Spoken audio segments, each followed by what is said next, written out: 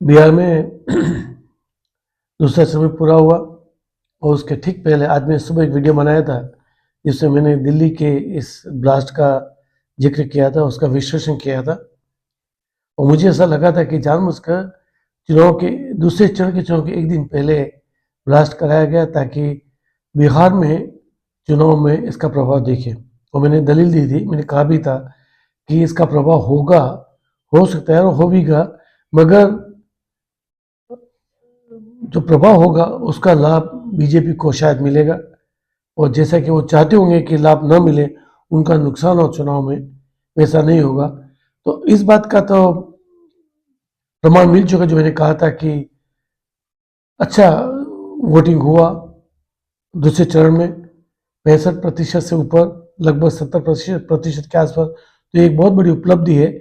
और जो उनके इरादे होंगे शायद इस चुनाव को लेकर कि मतदान पूरा न हो, अच्छी तरह से न हो, तो ये उनका जो इरादा था वो विफल रहा। ये एक संभावना जिसके बारे में जिक्र किया था। और दूसरा, अच्छा मतदान हुआ। और जो अभी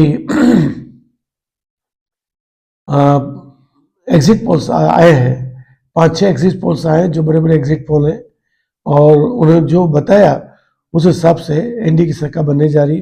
मैं पहले भी 2 वीडियो बना चुका हूँ उसके बारे में, और मैंने यही कहा था कि एनडीए की सरकार बनेगी।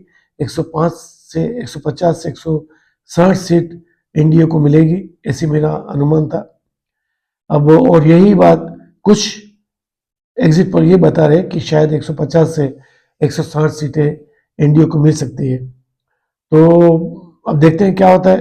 कल 14 तारीख को पता चलेगा।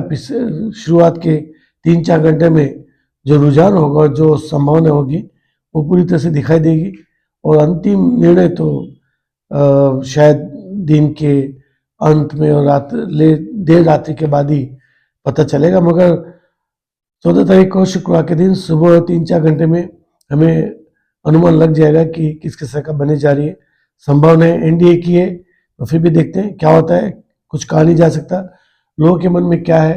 अगर सही बताते हैं तो जो आकलन, जो एग्जिट पोल आया है, वो सही हो सकता है। और लोगों ने अगर सही नहीं बताया, ऐसा हो चुका है इसके पहले भी कई बार कि लोगों के एग्जिट पोल काफ़ी उलट पुलट हुआ है। तो अब देखना है क्या होता है कि 14 तारीख को पता चलेगा। मगर जो मेरा अनुमान था कि मत प्रतिशत बढ़ेगा, अच्छा मत प्रतिशत होगा, तो ये जो मैंने अनुमान लगाया था वो सच निकला, अच्छा प्रतिशत हुआ।